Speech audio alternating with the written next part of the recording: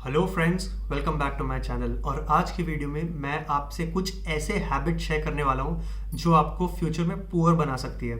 मेरे चैनल के जो मेजर ऑडियंस है, जो मेजर व्यूअर्स हैं, वो स्टूडेंट्स हैं, या तो वो अंडर ग्रेजुएट परस्यू कर रहे हैं या तो पोस्ट ग्रेजुएट परस्यू कर रहे हैं, और अगर जॉब भी कर रहे हैं तो बहुत early stage of their career में है। अगर इस एज में अगर आप सही financial habits and financial literacy को इनकलकेट कर लेते हो, देन आपकी फाइनेंशियल जर्नी बहुत स्मूथ एंड सॉर्टेड रहेगी। लेकिन अगर आप नहीं कर पाते हो अपने फाइनेंशियल हैबिट्स को अच्छे से inculcate, then it can be extremely problematic for you in the future. तो इस वीडियो को प्लीज बिल्कुल एंड तक देखना, क्योंकि ये बहुत इंपॉर्टेंट वीडियो होने वाला है आपकी फाइनेंशियल जर्नी के लिए। तो चलिए शुरू करते हैं। First reason why you are going to remain poor is because you don't have a medical insurance. Medical inflation जो है वो आज के डेट में 14 to 15% से ग्रो कर रहा है हर साल। आप सपोज 1 या 2 दिन भी किसी प्राइवेट हॉस्पिटल में दाखिला हो जाते हो, चाहे आपको कोई बीमारी हो गई हो, चाहे आपका कोई एक्सीडेंट हो गया हो, तो आपका डेफिनेटली 60 से 70 हज़ार का बिल तो डेफिनेटली आने वाला है। और खुदा ना करे आपको 10-15 दिन के लिए हॉस्पिटल में एडमिट होना पड़े, तो आप समझ लीजिए कि आपके 3 से 4 लाख रुपए तो कहीं के नहीं गए।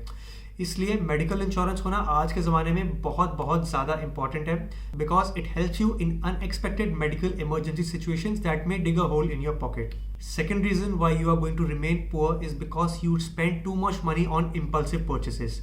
अब आज इंस्टाग्राम का ज़माना है, सबको एक्सोटिक डेस्टिनेशंस पे जाना है घूमने के लिए, सबको आईफोन खरीदना है।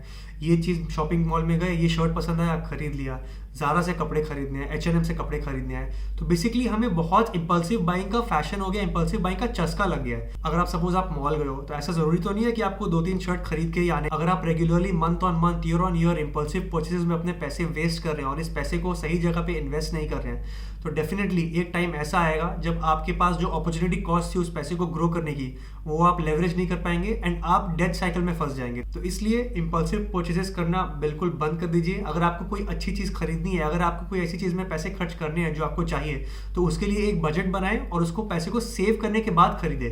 आपकी जो सेविंग्स में पैसे जाने चाहिए, वो वाले पैसे से आपको इन चीज़ों को नहीं खरीदना है, ठीक है। इससे आपका बहुत फायदा होगा। नेक्स्ट मैं बात करना चाहूँगा अबाउट लोग क्या कहेंगे। अब हम अपनी सोसाइटी में बहुत सारे खर्च इसलिए करते हैं क्योंकि हम अपने दूसरों को दिखाना चाहते हैं, अपने दोस्तों को, अपने रिश्तेदारों को दिखाना चाहते हैं कि हमारे पास कितने पैसे हैं। लेकिन क्या सच में आपको ये करने की ज़रूरत है? अगर आपकी सपोज सैलरी 70-80 हज़ार है, आपको एक हैचबैक गाड़ी लेनी है, सपोज आपको i10 लेनी है या बलिनो लेनी है, लेकिन आप अपने बजट को स्ट्रेच करके 18-20 लाख की SUV क्यों लेना चाहते हैं? आप 2 लाख की डाउन पेमेंट करेंगे और अपनी 70-80 हज़ार की सैलरी में से 30-35,000 की आप EMI बांध देंगे।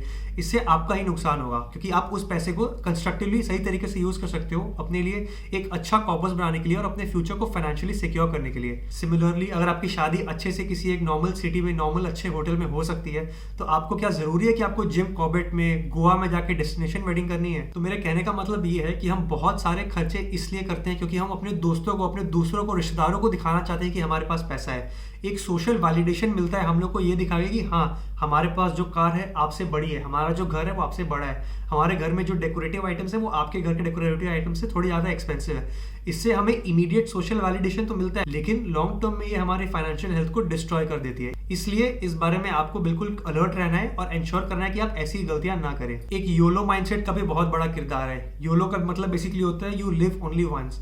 आप एक ही बार जियोगे, इसका मतलब सारे खर्चे आप अच्छे से करिए, खुल के करिए। गाड़ी लेनी है एक बार में लेनी है, एक बार में बड़ी गाड़ी लेते हैं। घर लेना है 2 BHK नहीं लेना है, 4 BHK लेना है, क्योंकि घर एक ही बार लेते हैं लाइफ में। ऐसी मेंटालिटी से अगर आप जी रहे हो तो हो सकता है ये सही तरीका नहीं है, क्योंकि हो सकता है कि आप पैसे इस तरीके से खर्च कर रहे हो ये अज्यूम करके कि आप 65, 70, 75 तक जियो। लेकिन ऐसा हो सकता है कि आप 90, 95 या तो 100 साल तक भी आप जी सकते हो। तो उन ईयर्स के लिए भी आपको प्लानिंग करना बहुत इंपॉर्टेंट है। तो अगर ऐसा होता है तो 80, 85, 90 तक अगर आप जीते हो, तो वहां पे अपने लाइफ को स्पेंड करने के लिए आप पैसे कहाँ से लाएंगे? इस नज़रिए से भी सोचिए। नेक्स्ट हैबिट जिसके बारे में बात करना चाहूँगा वो है लोन्स के बारे में। मैं आपको बोलता हूँ कि लोन्स को कभी भी स्टैक मत करिए। अगर आप लोन ले रहे हैं तो एक बार में सिर्फ एक लोन लीजिए। अगर आपको सपोज गाड़ी का लोन लेना है, गाड़ी आप खरीद रहे हैं, तो एक बार में सिर्फ गाड़ी का लोन ही आपके पास होना चाहिए। ऐसा नहीं होना चाहिए कि आपका एजुकेशन लोन भी चल रहा है, आपने गाड़ी का लोन भी ले लिया, आपने शादी करने के लिए पर्सनल लोन भी ले लिया, आपने घर खरीद के होम लोन भी ले लिया। ये जो लोन स्टैकिंग है, इससे आप बहुत बहुत फाइनेंशियली पीछे जा सकते हो। और अगर आप लोन स्टैकिंग करते हो और अगर आपके 70 to 80% सैलरी सिर्फ लोन सर्विस करने में ही चले जा रहा है, तो माय फ्रेंड्स आप कभी भी अपने लिए एक फाइनेंशियल वेल्थ क्रिएट नहीं कर पाएंगे। अपने एक्सपेंसेस को प्लान आउट करिए। अगर अभी एजुकेशन लोन आपका चल रहा है तो आपको अभी गाड़ी लेने की जरूरत नहीं है। एजुकेशन लोन को कंप्लीट कर लीजिए, फिर गाड़ी का लोन लीजिए। गाड़ी का लोन रिपेमेंट कंप्लीट हो जाए उसके बाद घर लीजिए, या तो अगर आप घर ले रहे हैं घर ले लीजिए और अगर गाड़ी लेनी है तो गाड़ी के लिए लोन मत लीजिए, पैसे को अच्छे से सेव करिए और वो कॉर्पस अगर आपका जमा हो जाता है उसके बाद लोन लीजिए, उसके बाद बड़ी डाउन पेमेंट करके लोन लीजिए। क्योंकि अगर आप लोन स्टैकिंग करते हैं then you pay a very very sizeable amount of interest to the banks, and इससे आप अपने लिए खुद के लिए कोई बेनिफिट नहीं लेके आ पा रहे हैं। अगर अब मैं लोन की बात कर रहा हूं तो मैं क्रेडिट कार्ड डेट के बारे में बात करना चाहूंगा। अगर आप क्रेडिट कार्ड स्वाइप कर रहे हैं अपने एक्सपेंसेस के लिए तो अपने क्रेडिट कार्ड के बिल को बिल्कुल टाइम पे रीपे करिएगा, मिनिमम अमाउंट नहीं, फुल टाइम रीपे करिएगा। क्योंकि क्रेडिट कार्ड का जो इंटरेस्ट होता है वो एक्सॉर्बिटेंट होता है, 25 to 30% पर एनम का इंटरेस्ट कटता है। और अगर आपने एक पेमेंट भी मिस कर दी ना तो वो जो अमाउंट है जो इंटरेस्ट का वो आपके जो प्रिंसिपल अमाउंट के साथ मिलेगा, and you will have to spend a lot of money in terms of repaying the interest component also, and this can take you financially back अगर आप इस चेन में फंस गए। तो इसलिए मैं तो आपको बोलूंगा कि क्रेडिट कार्ड आपको बहुत जुडिशियसली यूज करना चाहिए। अगर आप अपने मंथली एक्सपेंसेस को क्रेडिट कार्ड में स्वाइप करके मनी को रिवॉल्व कर सकते हैं 30 to 45 डेज जो भी आपका पीरियड है, क्रेडिट पीरियड है, उसमें तभी आप यूज करें क्रेडिट कार्ड। बहुत सारे लोगों को क्रेडिट कार्ड यूज करने की बिल्कुल जरूरत ही नहीं है। अगर आप महीने का आपका खर्चा ही सिर्फ 15-20 हज़ार रुपये तो क्रेडिट कार्ड यूज करने की आपकी जरूरत ही नहीं है। आप normal UPI, net banking, mobile app use करिए, क्योंकि क्रेडिट कार्ड यूज करने का एज सच कोई टैंजिबल बेनिफिट होने नहीं वाले आपको। तो इसलिए क्रेडिट कार्ड के साथ आपको बहुत बहुत केयरफुल रहना है। नेक्स्ट एस्पेक्ट जिसके बारे में बात करना चाहूंगा जो आपको पुअर बना सकती है वो है investing out of fear and greed. अब जब भी आप मार्केट में इन्वेस्ट करते हैं, किसी भी इंस्ट्रूमेंट में इन्वेस्ट करते हैं, तो बिल्कुल इमोशनल होकर नहीं इन्वेस्ट करना चाहिए।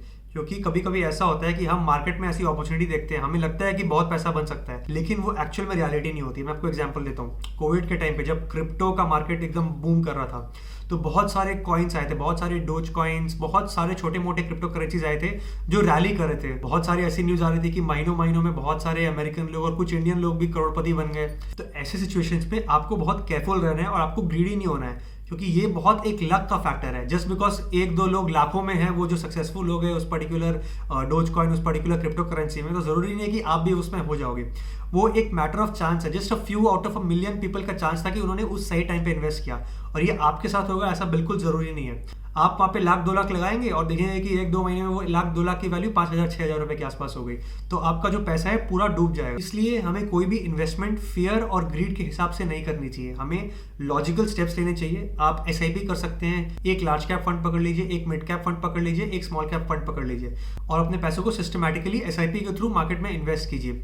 तो ये सिस्टमैटिक अप्रोच से आपको overall long period of 10 to 12 years आपको 10 to 12% का रिटर्न मिल जाएगा, which is a very sizeable return to get a good corpus in the future. अगर आपको स्टॉक्स के बारे में, ट्रेडिंग के बारे में कोई नॉलेज नहीं है, कोई आइडिया नहीं है, तो अननेसेसरली इन चीजों में घुसने की आपको जरूरत नहीं है, क्योंकि at the end of it you will end up losing money only. And last reason why you will remain poor is because you don't value your time.